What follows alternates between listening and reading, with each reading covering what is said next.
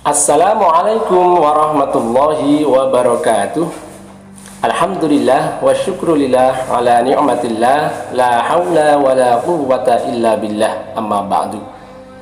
Anak-anakku, siswa-siswi kelas 5 rahimakumullah, marilah kita awali pelajaran pendidikan al-Islam ini dengan membaca basmalah bersama-sama. Bismillahirrahmanirrahim. Baik, untuk bab ketiga kita akan membahas tentang akhlak, yaitu adab berpakaian, perilaku adil, dan istiqomah.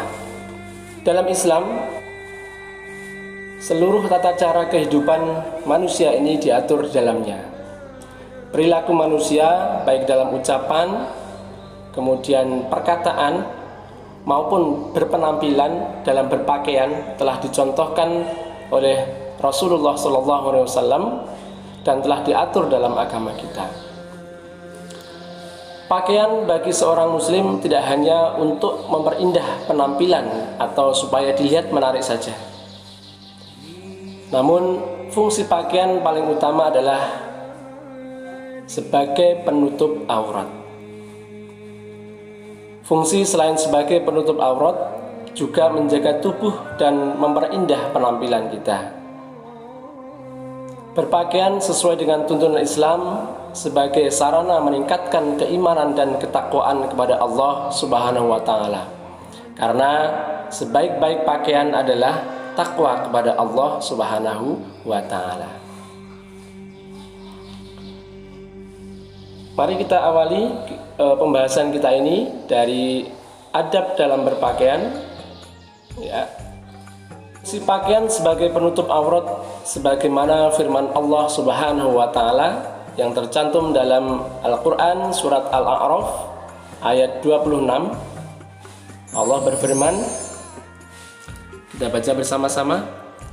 A'udzu billahi minasy syaithanir rajim. Bismillahirrahmanirrahim.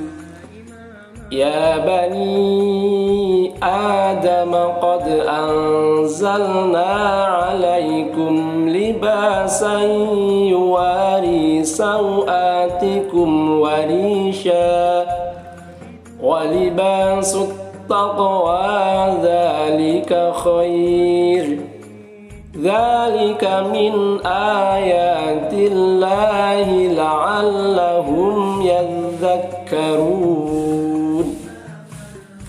Yang artinya, hai anak Adam, sesungguhnya kami telah menurunkan kepadamu pakaian untuk menutup auratmu dan pakaian indah untuk perhiasan.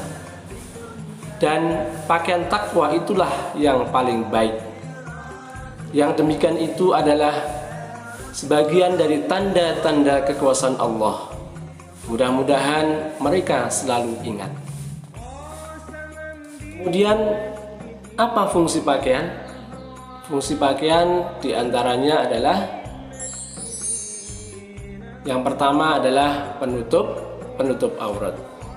Apa itu aurat? Aurat adalah bagian tubuh yang harus kita tutupi, baik dalam keadaan sholat maupun di luar sholat. Menutup aurat telah diwajibkan ketika seseorang sudah memasuki masa usia baligh. Di sini ada perbedaan dalam tata cara penutupan aurat antara laki-laki dan perempuan. Untuk aurat laki-laki adalah bagian tubuh antara lutut hingga pusar. Sedangkan untuk aurat wanita yaitu seluruh tubuh kecuali telapak tangan dan muka. Ini adalah untuk perempuan.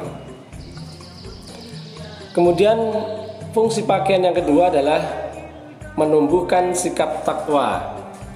Dari sinilah ketika pakaian itu telah menutupi aurat, maka insya Allah akan meningkatkan ketakwaan kita kepada Allah Subhanahu wa ta'ala.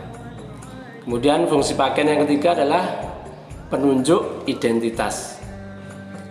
Contoh misalnya identitas seorang siswa SD.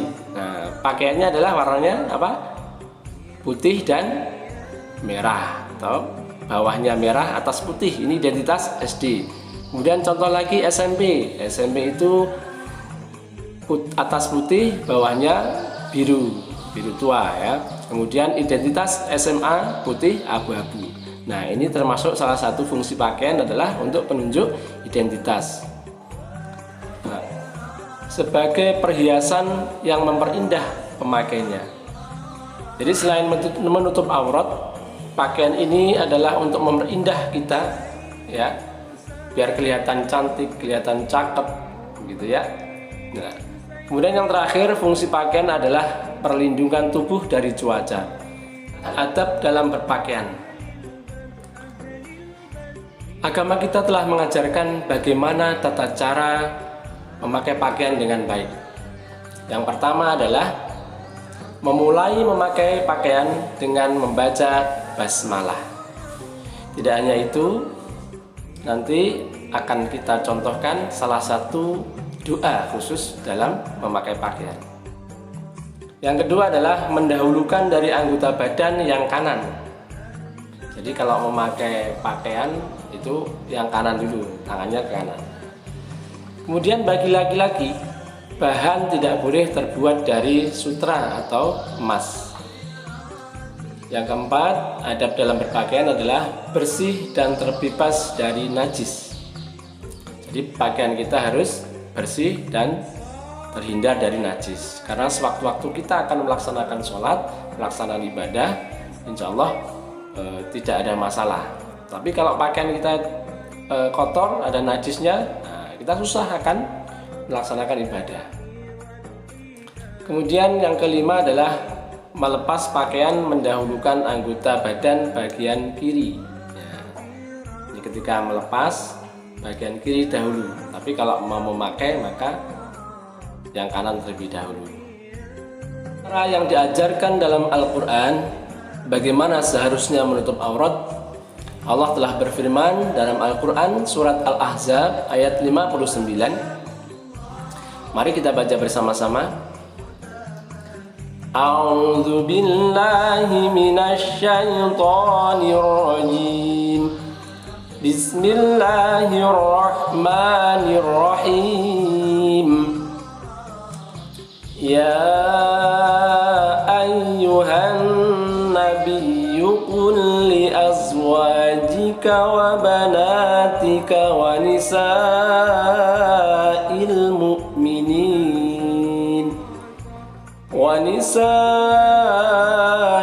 mu'minina yudnina 'alaihinna min jalabibihin dzalika adna an yu'rafna fala yu'zain wa kana Allahu ghafurar rahima. Shadaqallahul azim. Yang artinya, hai Nabi, katakanlah kepada istri-istrimu, anak-anak perempuanmu, dan istri-istri orang mukmin, hendaklah mereka mengulurkan jilbabnya ke seluruh tubuh mereka. Yang demikian itu supaya mereka lebih mudah untuk dikenal. Karena itu mereka tidak diganggu, dan Allah adalah Maha Pengampun lagi Maha Penyayang. Nah, salah satu yang dicontohkan oleh Rasulullah SAW tentang doa memakai pakaian ya. Bismillahi Allahumma inni as'aluka min khairihi wa khairi ma huwa lahu wa a'udzu bika min syarrihi wa syarri ma huwa lahu.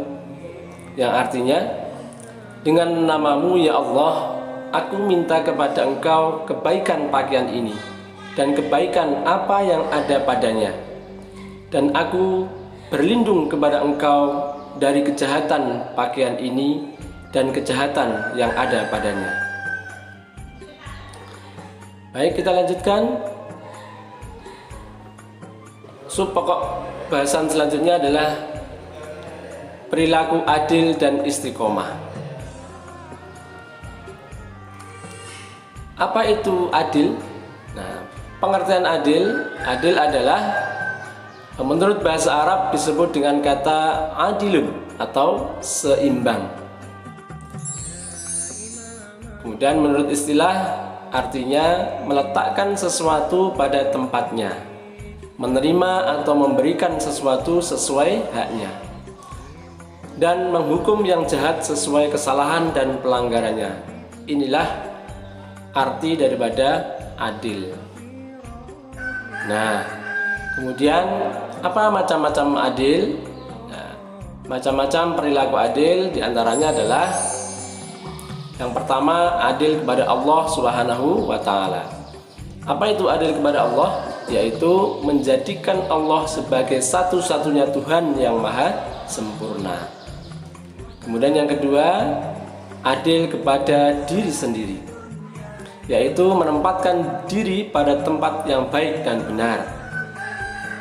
Kemudian macam-macam perilaku adil yang ketiga adalah adil kepada orang lain, yaitu menempatkan orang lain pada posisi yang sesuai.